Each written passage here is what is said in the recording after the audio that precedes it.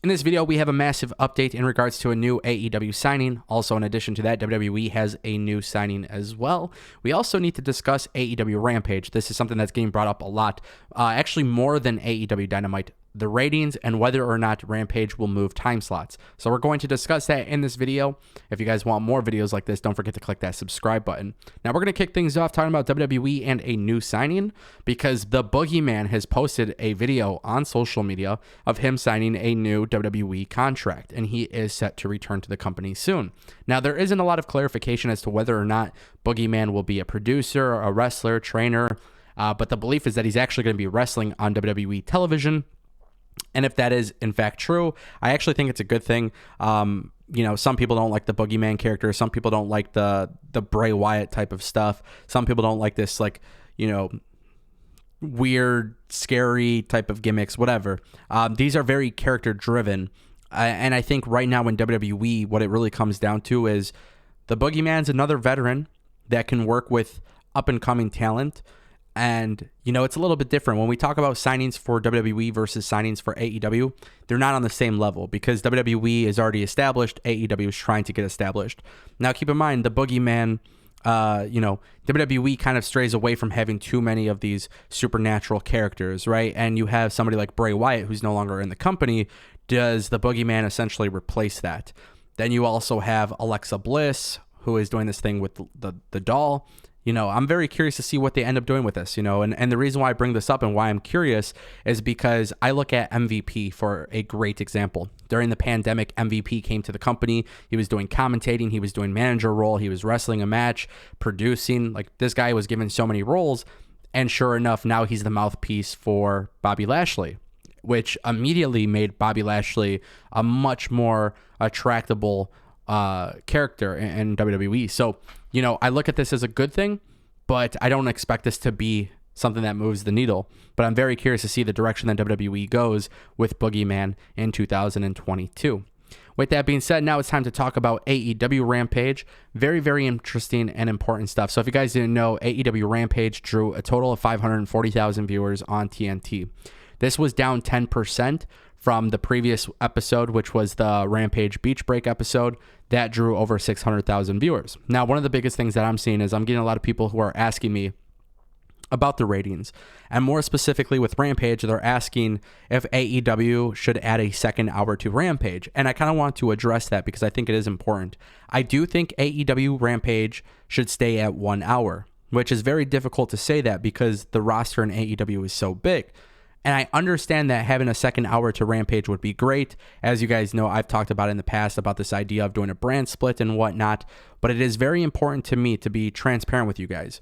Despite the fact that I think a brand split could be cool, despite the fact that I think, both shows should have its own set rosters, I think that's very important.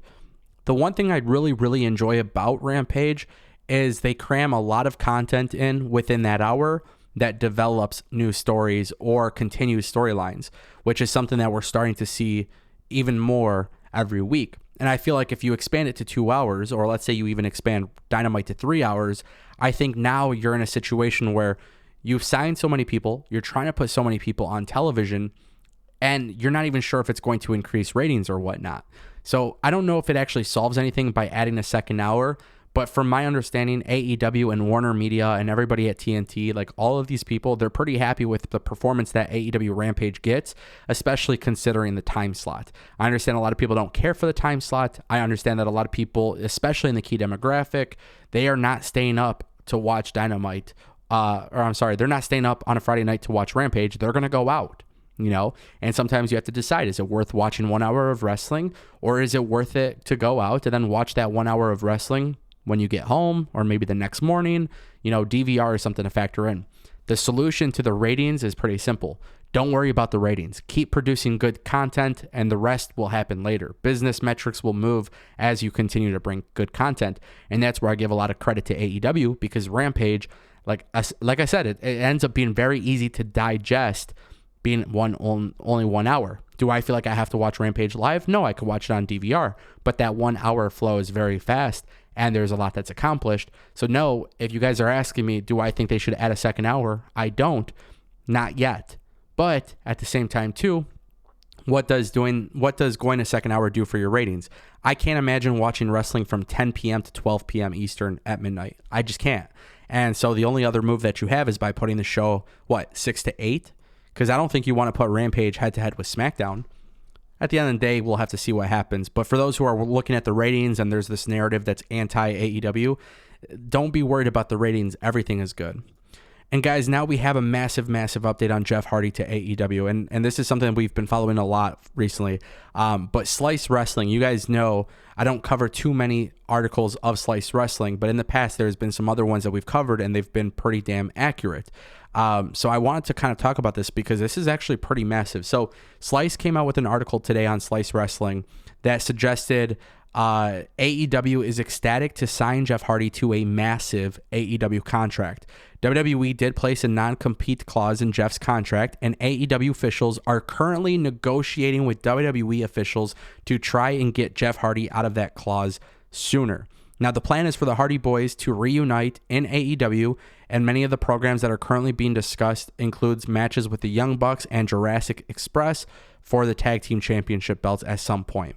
Jeff was not obviously happy in AEW, and this would be very interesting. Now, we've talked about Jeff Hardy going to AEW, and it sounds like it's like the worst kept secret. But this idea that AEW, and this is what I really want to focus on, if accurate, the idea that AEW is currently negotiating with WWE officials to try and get Jeff Hardy out of that clause sooner is very telling. And it's very telling as to whether or not WWE allows him to come out of contract for the non-compete. Now, with that being said, it's a very interesting situation with Jeff Hardy because I feel like everybody knows that it's inevitable. Jeff Hardy being reunited with Matt Hardy, it makes the most sense. We're already starting to see a transitional phase from AEW with Matt Hardy in his storyline. So my question to all of you is, do you think AEW is in a situation where maybe Jeff Hardy will be the one that is the, in fact, dream signing for Tony Khan? Because Tony Khan is teasing a lot of signings, but just a couple of weeks ago, he was teasing his dream signing will be coming to AEW soon. Is Jeff Hardy opening that forbidden door? Is he the one that's opening the forbidden door? Based on those tweets and based on this information, if you put two and two together, it almost sounds like Jeff Hardy will be leaving his non-compete sooner and go to AEW. Will WWE approve it? I don't know. But if you're AEW, if you're WWE, maybe having that relationship to say, you know what, we'll allow this to happen, but you got to do this in return, right? Because there was these rumors that WWE wanted some AEW wrestlers on the WWE network for interviews and whatnot. Hey, maybe WWE does them the solid favor, gives them Jeff Hardy out of his clause early. AEW says, hey, we'll do documentaries, blah, blah, blah, blah, blah. Does WWE acknowledge AEW in those documentaries? You know, where it shows the nameplate, AEW superstar Jeff Hardy. Like, would they do that if they have Jeff Hardy in these interviews? I don't know. But it would be very interesting. And I could see something like that being, situated here. So let me know what you guys think in the comment section down below. As always, I bring you guys the daily videos on everything wrestling news. I want to know what you guys think. Drop a comment down below. Peace.